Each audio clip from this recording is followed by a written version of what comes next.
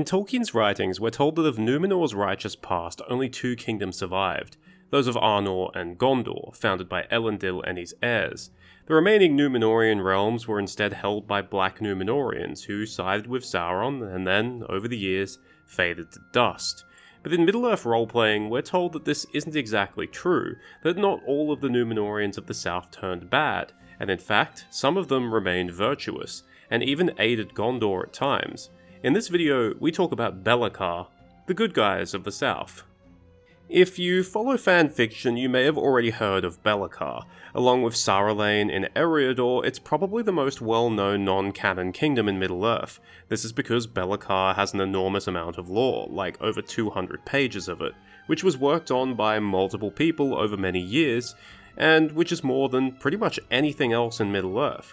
This lore covers basically everything about Bellacar. There's almost 100 pages of pure history, there's the different ethnic groups, the religion, the political and military structure, the climate, there's even information about and layouts of Bellacar's different cities.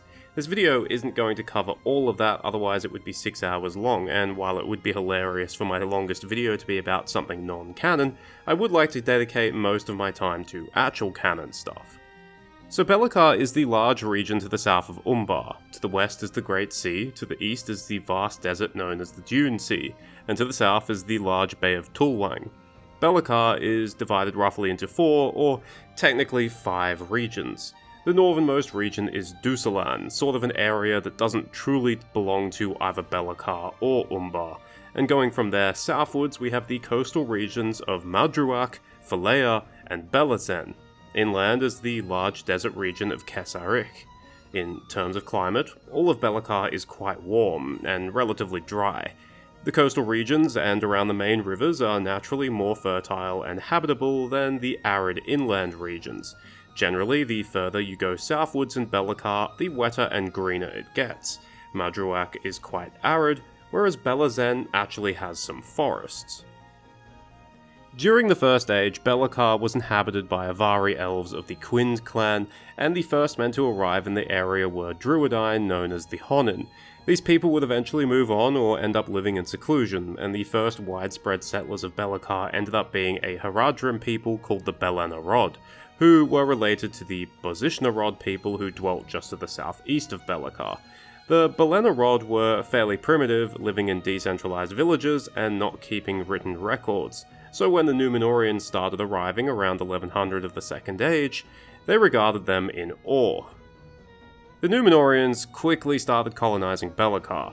The most prominent of their cities would later be known as Bur Esma, Dusalan, Hazash Tolin, Kadar an Balkuzor, Kibil Ethelak, Kolea, Narek Zedan, Nilulonde, Tarik an Narduvi, and Urezian. With the exception of Nilulonde and Kibil Ethelak, these cities were all built on the coast or ended up becoming coastal cities after the downfall of Numenor. The Numenoreans, as you would expect, mostly remained urban, whereas the native Bellanarod were mostly rural. However, these two groups did not stay wholly apart, and their mixing led to the development of a new culture, the Bellakars, whereas those of pure Numenorean descent would become known as the Bellacarani. A class system quickly formed. The Bellacarani were the nobility, and depending on the city, the Bellakars would either have plenty of rights or not many at all. Unfortunately, the native Bellanarod were effectively second-class citizens, although during the early years, the Numenoreans were able to keep them more or less placated.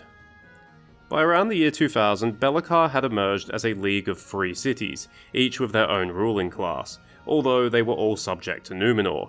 The conditions of this vassalage changed over time. Under Tar-Kiriatan, Bellacar was spared the heavy tributes exacted upon other parts of Middle-earth.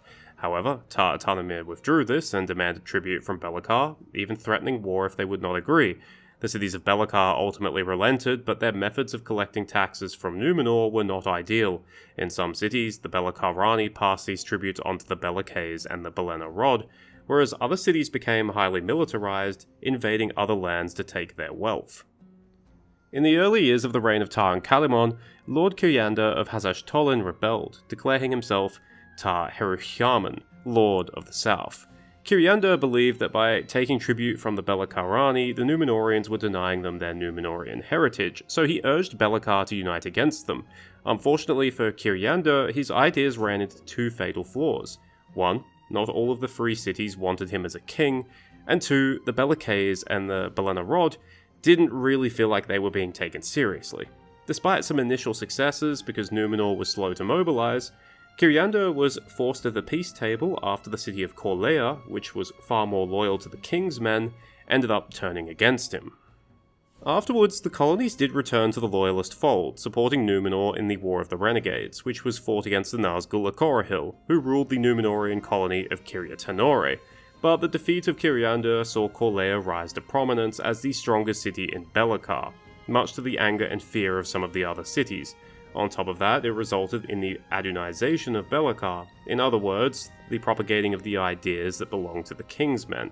As a result, ethnic tensions continued to flare in the colonies, and this became worse around the year 3000, where Sauron realized he could exploit these feuds to weaken Bellacar.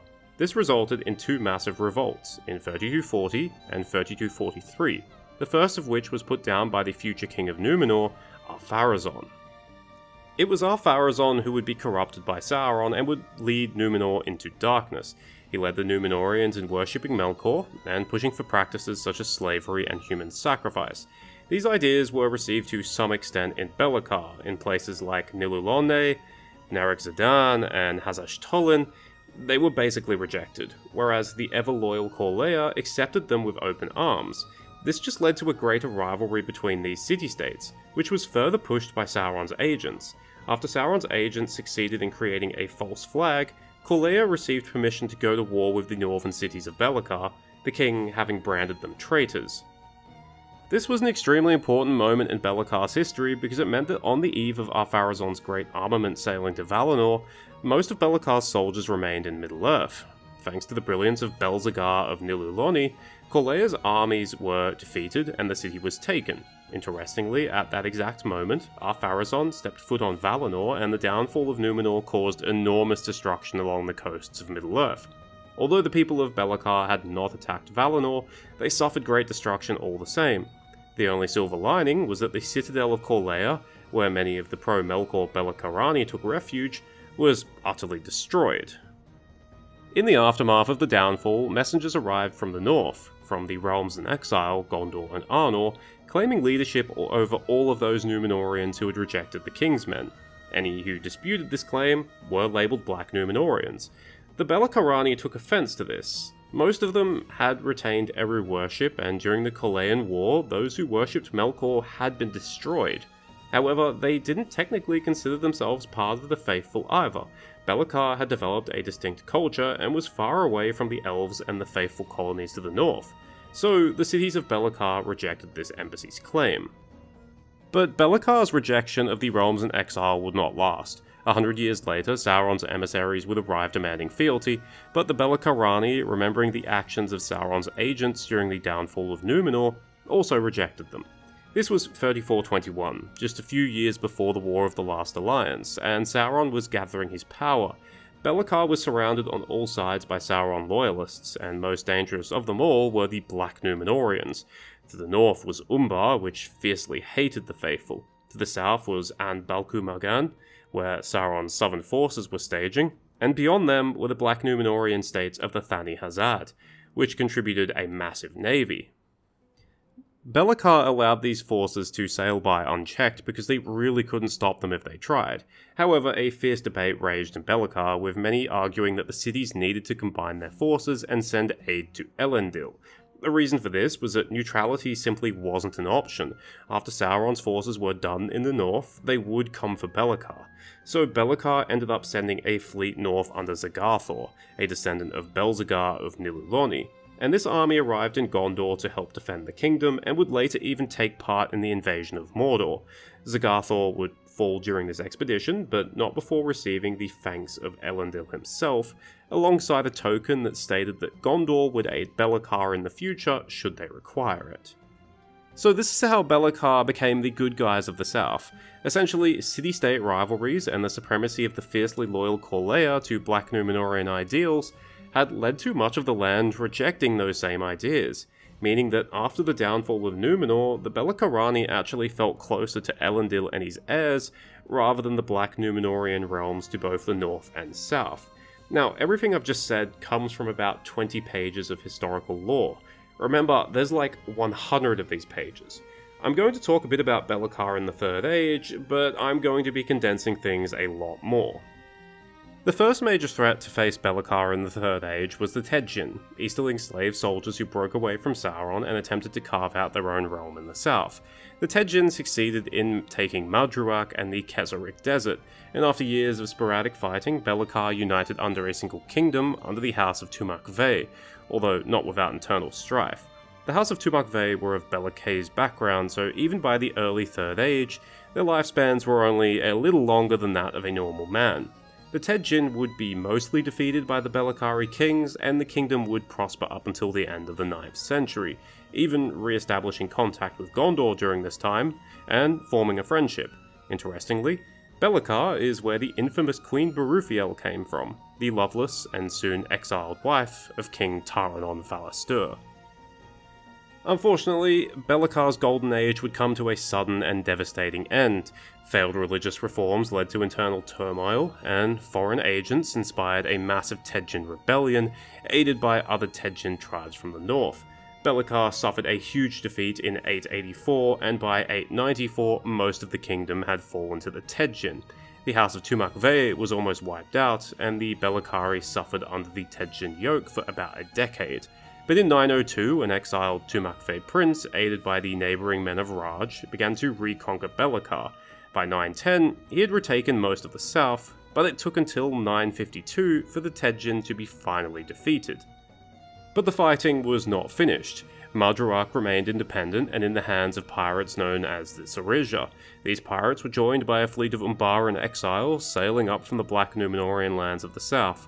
This posed a major threat to Bellacar, which wished to reintegrate Madruak, so they cashed in their friendship with Gondor. Together, Gondor and Bellacar defeated Madruak, but the danger didn't pass. Exiles from Umbar and Madruak attained the aid of both Haradrim tribes and the Black Numenorean realms to the south. This took the form of the Last Armada, the greatest strength the Black Numenoreans had put forth since the War of the Last Alliance, and perhaps the final time the Black Numenoreans united as a single entity. It was defeated by a coalition of Bellacar and neighbouring realms in 1012. Over the next few centuries, while Gondor was the dominant hegemony in the north, Bellacar only fought a few relatively minor wars. This came to an end in 1399. Over the previous 50 years, the Nazgul Akorahil had been building his massive army of the Southern Dragon in the lands to the east of Tulwang, south of Bellacar. They allied with the Black Numenoreans of An Balkumagan and invaded the lands of Tulwang, which drew in Bellacar, because it obviously did not want this hostile force on its southern border. Bellakari aid proved the difference, as Akorahil's forces could not maintain naval domination over the Bay of Tulwang. Unfortunately, war did not just return to the south. In the north, the kinstrife resulted in a rival Gondorian realm popping up in Umbar. Originally, Bellacar and Umbar retained decent relations, although Bellacar officially remained neutral. However, in 1552, Madruak, a source of constant problems, seceded from Bellacar and appealed to Umbar for aid, promising that they would aid them against Gondor. The following war would result in Bellacar being split into two, north and south, but the King of Madruak did not have the independence he desired, for he basically just became an Umbaran vassal state. It wasn't until 1626, with some Gondorian support, that Bellacar once again became reunited. This did not bring a return to prosperity. The Great Plague struck just a few years later, and then Bellacar was drawn into more wars in Tulwang, which was once again invaded by the army of the Southern Dragon. This time, they managed to capture Tulwang, but the army soon devolved into rival warlords, starting their own wars and fighting each other. The next 2 centuries is relatively peaceful for Bellacar, despite great wars being fought around them, which Bellacar only really participates in with naval expeditions. It's around this point where, at least in my opinion, the lore becomes a little more obtuse and contradictory, and also in some places a little silly, and in a lot of it, Bellacar really only plays a minor role. I'll just say that over the latter third of the Third Age, pressure on Bellacar increased as Sauron's power grew. Bellacar fought numerous wars against his neighbours, often spurred on by Sauron's emissaries. These wars saw victories and defeats, but Bellacar remained mostly intact during these years, despite being diplomatically and geographically isolated. the kingdom was quite often saved by the fact that the servants of Sauron would just as likely fight each other as their true enemies. But Sauron openly declaring his own return changed things. Mardruk fell to Umbar, the eastern deserts were lost to Haradrim raiders, and the cities of Bellacar were put to siege. This first wave of invasions were driven off, partly thanks to the assistance of a small Gondorian squadron of ships, led by none other than Aragorn. However, a second wave of invasions began in 2984, and by the eve of the War of the Ring, Nilulonde had fallen, and Bellacar was reduced to just a handful of mountain possessions. In the early 4th Age, Gondor would send expeditions southwards, and Bellacar would gradually be restored. It had not been easy, but the good kingdom of the south had survived. So that's the history of Bellacar. Remember, highly condensed. There's a lot of lore, there's a lot of interesting characters, there's a lot of minor events that I left out. Certainly, the idea of more of a faithful state surviving in the south is an interesting concept, especially when it comes to their origin. The Bellakari weren't good for the sake of being good. They were good because the conditions they encountered made them that way. Had the rivalry between the city-states been less preeminent, then perhaps the Bellakari cities would have all just become Black Numenoreans. Instead, the kings of Numenor favoured Corleia, a belligerent city, and that in turn made many of the other cities less receptive to Black Numenorean ideals. This caused the Bellakari to forge a unique identity that would withstand the test of time. They weren't defined by their allegiance to Sauron, but rather their opposition to it. As for how they survived so long despite being surrounded by nominally hostile powers, well, it's because when Sauron's influence receded, many of the peoples around them recognized them for what they were: good neighbors. This is why the men of Raj aided them in driving off the Tedjin, because the Tedjin were worse. Also, as I said before, Sauron's former servants were just as likely to fight each other, because the world beyond the edges of the map wasn't as black and white as it may seem. But this brings us to the final question, which I'm going to ask whenever I talk about something non-canon. Is Bellacar plausible? Technically, yes, because there is lore that tells us that largely thanks to the Blue Wizards, Sauron wasn't able to completely dominate the East and South. While the Blue Wizards had nothing to do with Bellacar in particular, the point still stands that there were people in opposition to Sauron in the East and South, even at the end of the Third Age. Also, while we're told that the Black Numenorean realms of the South swiftly decayed, it's worth remembering that Bellacar wasn't really a Black Numenorean realm. They weren't of the faithful, but they also never worshipped Morgoth. Unfortunately, there is one major problem. Bellacar had lots of dealings with Gondor over the course of thousands of years. They had an alliance at times. Bellakari troops fought in Gondor, and Gondorian troops fought in Bellacar. Considering this, you would expect that a friendly kingdom to the south would appear in Gondorian records. But it doesn't. Instead, the lands beyond Umbar are simply labelled as hostile territory. As far as the actual lore is concerned, while there may have been powers in the east and south that were aligned with Gondor due to being opposed to Sauron, they simply never encountered each other. For that reason alone, it's reasonable to say that the Bellacar-like power, just beyond Umbar, didn't actually exist. Thank you for watching, I hope you enjoyed it or at least found it interesting. People have actually been asking me to talk about Bellacar for years, and it was amongst the most brought up topics when I spoke about the MERP Nazgul. I do have to say, covering Bellacar was daunting, because even though I had read stuff about it before, I was still mostly ignorant to the exact lore, and had to have the lore book very handy. I had started writing the stuff about Third Age Bellacar when I realised that I was going into way too much detail and would have to condense things massively. If you want to read more about Bellacar, the lore book is easily accessible online. Cheers, farewell, and remember, Bellacar got its name from being the land of bells and cars. Yeah, I don't know, that was really lame.